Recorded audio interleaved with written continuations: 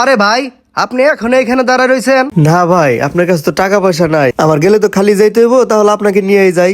আরে ভাই, আপনি জানেন আমার কাছে টাকা নাই, তবুও ভাই কেন আমাকে লজ্জা দিচ্ছেন ভাই? ভাই এখানে লজ্জার কিছু নাই, আপনি তো এখন বিপদে আছেন, বিপদে পাশে থাকাই তো মানুষের ধর্ম, তাই না? তা আপনার আম্মু কেমন আছে? আলহামদুলিল্লাহ, আল্লাহ আমার আম্মুকে অনেক সুস্থ রাখছে। ঠিক আছে ভাই, উঠেন, হেলমেটটা পরেন।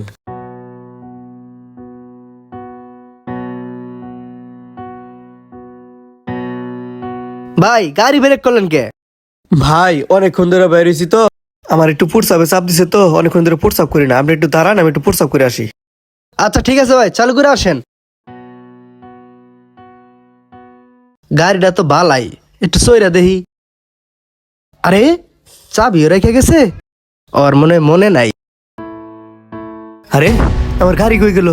আল্লাহ, আমার গাড়িটা কেন নিল এখন? আরে এদিক কোথাও তো দেখতেছি না, গাড়িটা কে নিল?